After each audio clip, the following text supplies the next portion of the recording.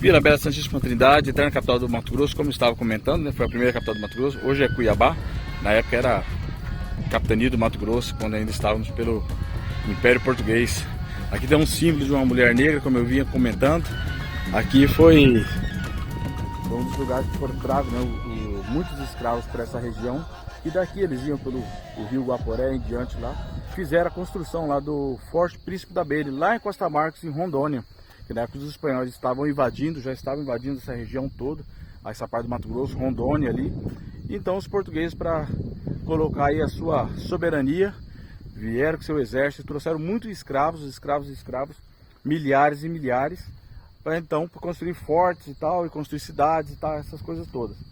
Com o passar do tempo, já sob domínio português, tudo garantido, tudo tranquilo, os portugueses viram que aqui não era lugar para estar aqui constantemente, calor e tal, difícil acesso. O lugar, se não estava mais tão interessante, não tinha mais ameaça dos espanhóis, eles foram embora e ficaram aqui os escravos. Então formaram-se várias e várias colônias de escravos aqui, ou seja, as comunidades quilombolas. Então, um pouquinho da história aqui, muito rápido, sobre Vila Bela. E é legal que está simbolizado aqui bem na entrada. Show de bola, gostei muito. Muito bonito. E aqui está o que sobrou da colonização portuguesa ainda, na época que aqui era a capital do estado do Mato Grosso. Ou seja, capital da capitania do Mato Grosso.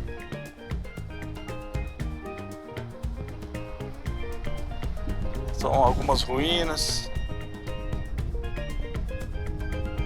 Vou procurar entender um pouquinho melhor.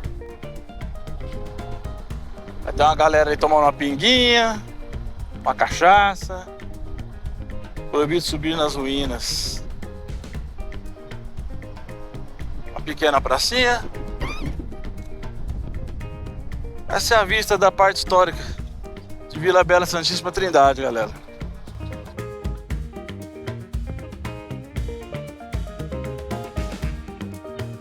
Vamos almoçar aqui. Um calorzão louco lá fora, né, mano? Ar-condicionado gelado aqui dentro. Fogão a lenha. Não, ambiente gostoso. Fogão a lenha. Vai dar conta de comer isso aí?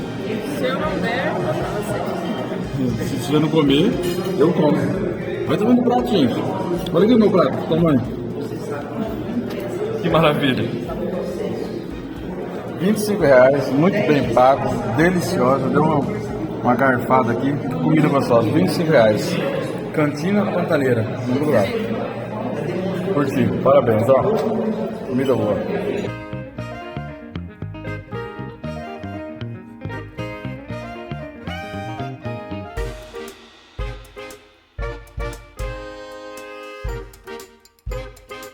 Então a moça que é do museu mesmo, o museu é ali, abre 1h da tarde. E aqui no caso é só a sala de maquetes. Então a moça mostrou as maquetes para nós. Mas esse prédio aqui, que hoje é o museu, que tem uma importância histórica muito grande. Porque foi aqui que foi o Palácio dos Capitães Generais da Vila Bela Santíssima Trindade, que foi sede do governo da província do Mato Grosso por 68 anos. Esse prédio foi sede do governo daqui do Mato Grosso, por se tratar dos principais monumentos de Vila Bela. Esse prédio que foi fundado em 1752 pelo governador capitão general da capitania de Mato Grosso, Antônio Rolim de Moura Tavares. Lá em Rondônia tem uma cidade chamada Rolim de Moura, que é em homenagem a esse senhor aqui, ó, que foi foi governador da capitania do Mato Grosso na época. E lá, Rondônia naquela época pertencia ao estado do Mato Grosso, no caso. Era território, né? Então, um pouquinho de informação, um pouquinho de história. E ali na frente, onde estão as ruínas. Então tá, ó, mocinha, aqui de frente é o antigo Palácio do Governo do Estado de Mato Grosso. Por que Mato Grosso se chama Mato Grosso? Me explica. os irmãos Pais de Barros, os irmãos bandeirantes Pais de Barros, quando eles vieram para essa região aqui, eles se depararam com os 3 biomas nesse município, que é o Pantanal, o Cerrado e a Mata Amazônica. Aí eles olharam pro outro e falaram assim: meu Deus, que Mato Grosso! Mais e ou assim menos ficou, isso. isso mesmo. É, faz sentido, porque o mato aqui, eu imagino, se hoje em dia, por rodovias, lógico que se tem asfalto, beleza, tudo bem. Mas se não tem asfalto, as rodovias que não tem asfalto, é uma dificuldade extrema entre areia, barros, atoleiros, montanhas, precipícios e mata muito densa, tanto a Amazônia quanto o Cerrado, quando é fechado, cara, é difícil passar, cara. E o calor extremo que faz na região. E a parte do Pantanal, né, todo mundo sabe que é a região mais alagada, a planície mais alagada do mundo. Então, todos esses biomas juntos, uma mata totalmente complicada para europeus e para os próprios brasileiros, que eram filhos de europeus que nasceram aqui, só tinha aquela cultura, o estudo, o ensino, que era vindo de Portugal. Quando vinha para esses cantões do Brasil, que aqui está mais ou menos uns 2.000 quilômetros do litoral brasileiro, mais ou menos, um pouquinho mais, um pouquinho menos, dependendo da situação, deparar com uma mata desse formato, eu acredito que foi meio complicado, né? Caramba, que Mato Grosso mesmo, hein? E ficou sendo assim a capitania do Mato Grosso. E aqui a primeira capital, o primeiro palácio do governo, aqui é onde nós estamos nesse momento. E o museu abriu, agora vamos lá conhecer o museu de Vila Bela. Vamos ver o que a gente encontra aqui dentro. E no museu conhecemos a Yara e a Joyce, que nos explica tudo sobre o acervo e a história da cidade. E conta com muito material importante e de um grande valor histórico, como essas estátuas de madeira da Nossa Senhora do Rosário e Santo Antônio de Pádua, do século XVIII, Tragos de Portugal, todo folheado a ouro. Olá, Joyce, tudo bem? Olá, esse é o nosso altar-mor. O altar-mor é a principal nave da igreja. Sim. É a nave que fica na frente da igreja, onde tem as missas. Esse altar-mor, possivelmente, ele foi fabricado aqui no nosso município. Ele ainda segue com as cores originais de quando ele foi feito, da mesma forma, só veio aqui pra gente. Legal. Aqui do lado a gente tem algumas artes sacras. Essas nossas artes sacras não foram feitas aqui no município, na verdade. Elas vieram de Portugal. Nas expedições portuguesas eram muito comuns, né? Levarem santos, os jesuítas, vêm juntos. Esses dois são o mesmo santo, Santo Antônio de Pádua. Santo Antônio de Pádua. Porém, séculos diferentes. Sim. Aí a gente vê a 18, 19, né? Vê a diferença nos traços, nos olhos, que é algo muito forte. E também esse em especial tem uma folhagem de ouro.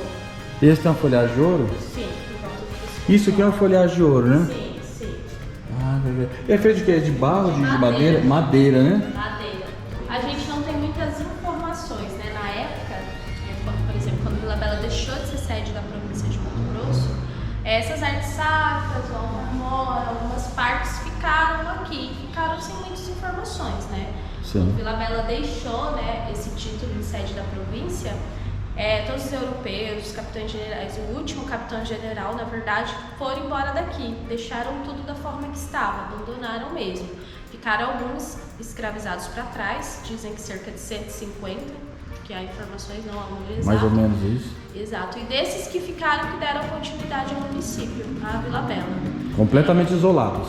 Completamente. Vila Bela ficou quase 170 anos isolada. Essa galera ficou sozinha aqui, exato, sem ninguém. Dessa galera que surgiu Vila Bela. Tanto que se você andar aqui no centro urbano da cidade, você vê que a cidade ainda é povoada, a maioria por pessoas negras. Pessoas negras, né? Exato, é que tem uma cultura totalmente diferente do resto do estado, né, do resto do Mato Grosso. E a gente ainda continua mantendo isso. Então, aqui essa mesa em especial, ela é o único móvel original do palácio. Essa mesa também ela veio da Europa, possivelmente da Inglaterra, porque muitos dos móveis que existiam aqui dentro do palácio, esse também é um dos relatos que a gente tem em livros. Fala-se que eles vieram da Inglaterra, principalmente. Sim. Essa mesa, ela foi restaurada.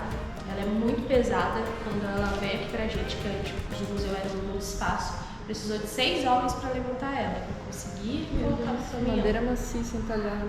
Sim, o fundo dela, se vocês colocarem a mão e ver até aqui embaixo, dizem que tinha compartimentos secretos. Ah, sim. Documentos, Vou mostrar aqui. possivelmente ouro, né? Que aqui é um lugar Ah, sim. Esses santos, eles foram encontrados na igreja matriz? Então, eles eram para serem destinados à igreja matriz, à catedral da Santíssima Trindade, porém ela nunca foi finalizada, não finalizaram ela. Ah, ela nunca foi finalizada, Não. nunca chegou a estar pronto, bonita. Não. Antes da sua finalização, na verdade, ela já estava em ruínas na sua construção. Ah, sim. Vila Bela, ela deixou de ser sede da província em 1835 e ela ainda não havia sido finalizada. Iniciou as construções lá em 1771, 1770, 69, há variação de datas. Ah, sim. E ela não finalizou. Dizem que ela Também há informações que algumas vezes ela caiu, porque né, uma construção desse tamanho demoraria anos para ficar Sim, pronta. para ser construído. Muito complexo. Sim, há informações, por exemplo, das pedras talhadas, sabe? As pedras cangas, que são aquelas pedras em volta. Sim. Dizem que somente algumas pessoas tinham conhecimento para talhar essas pedras, para bater, por exemplo.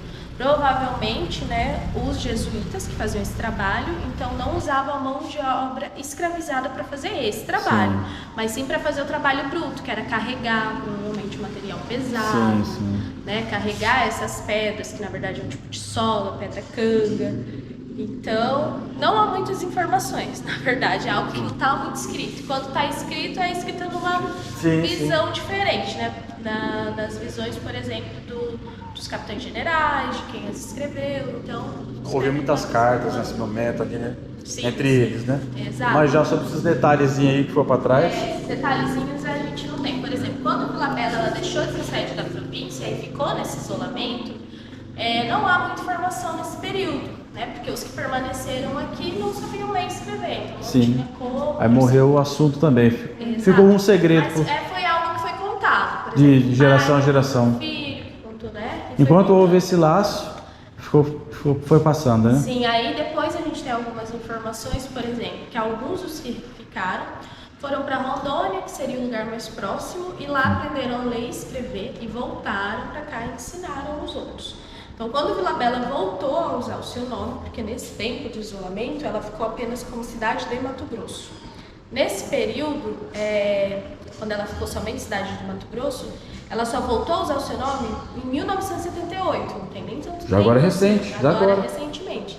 Então, nesse período, quando retornaram aqui no município, encontraram uma sociedade formada de pessoas que sabiam ler e escrever, os que permaneceram aqui.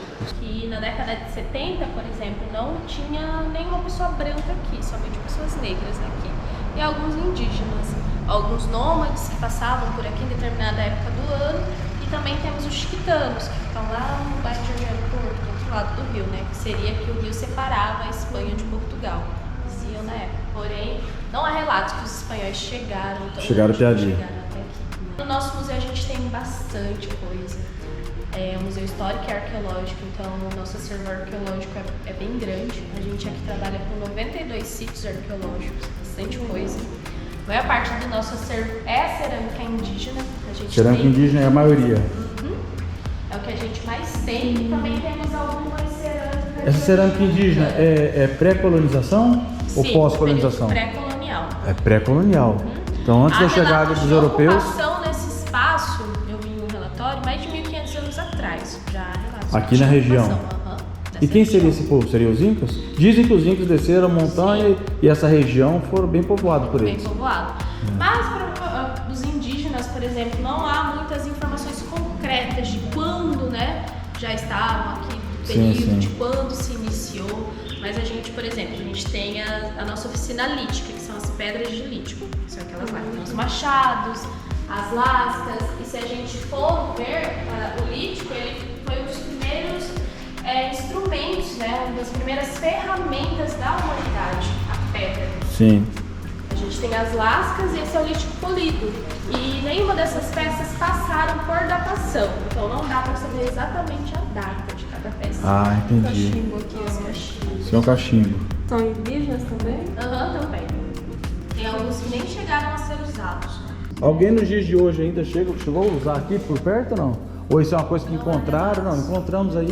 Esses foram encontrados em sítio arqueológico. E a gente há muitos relatos de pessoas que vêm aqui e nos falam, né? Tipo assim, lá na minha propriedade, lá na propriedade fulano de tal, acharam uma urna funerária que tinha ossos indígenas.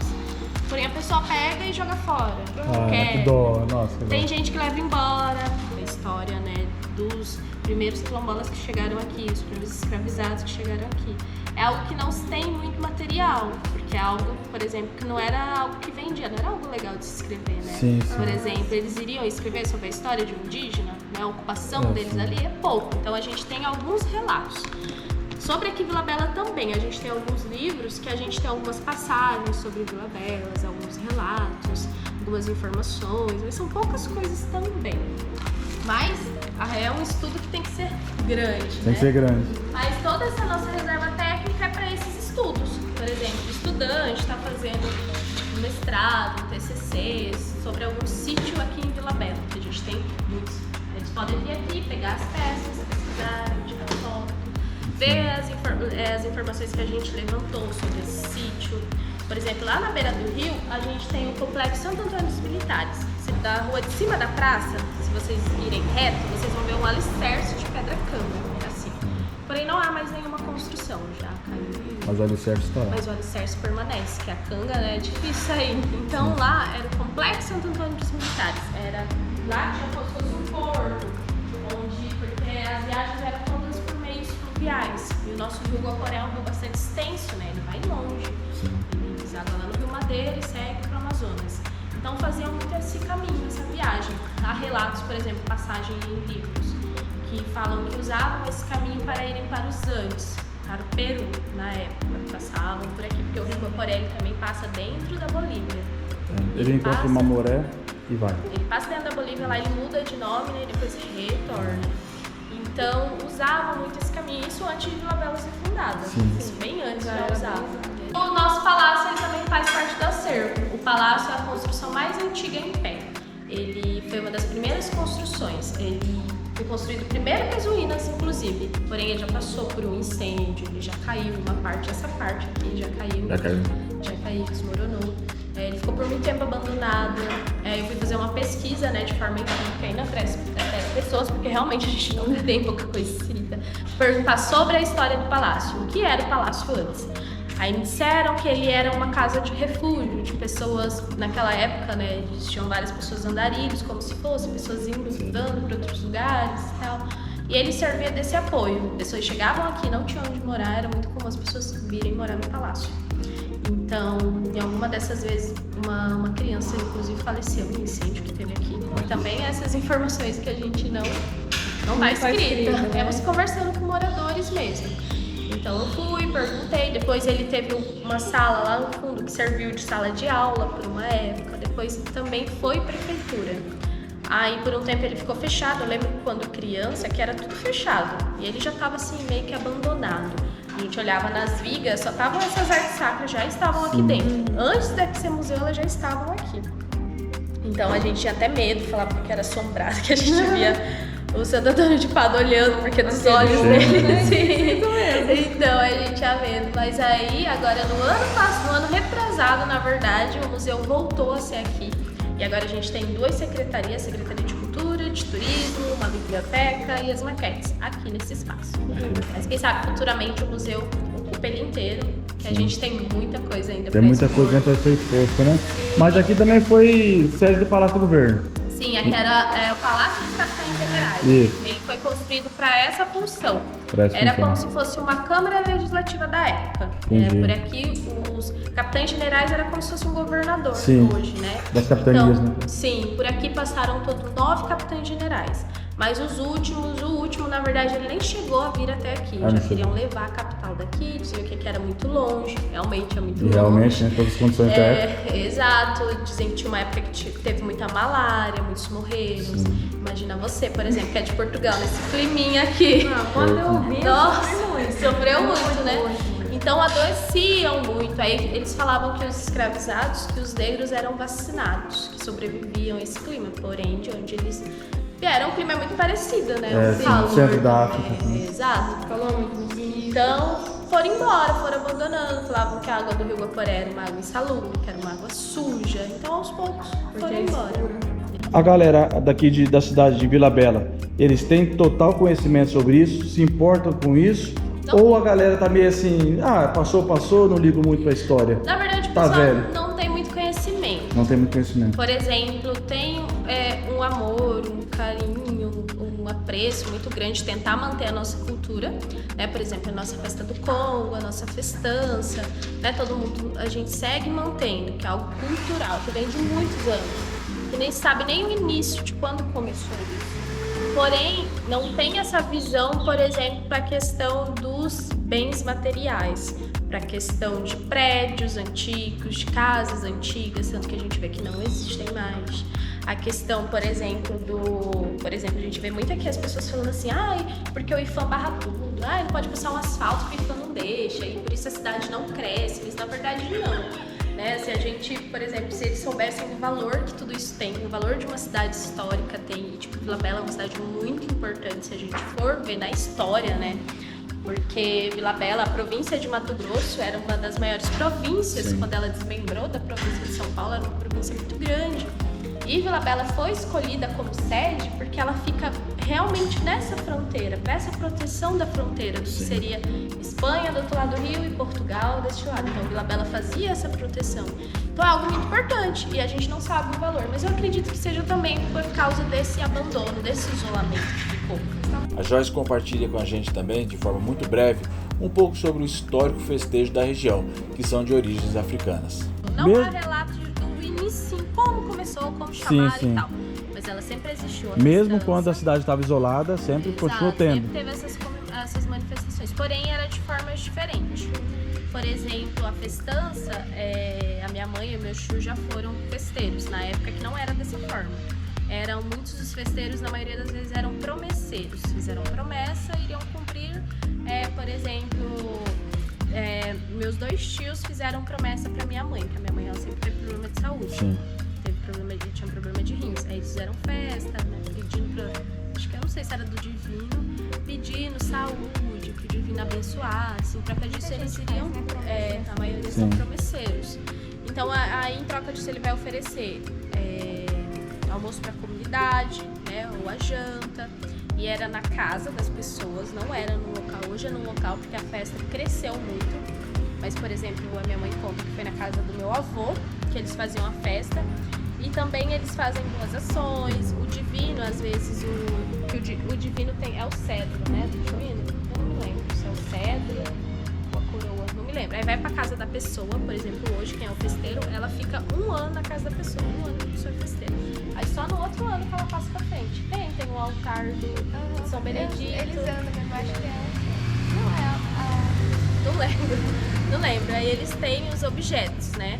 Por exemplo, eles fazem um altar em casa e fica, por exemplo, o festeiro desse ano, ele foi sorteado no ano passado.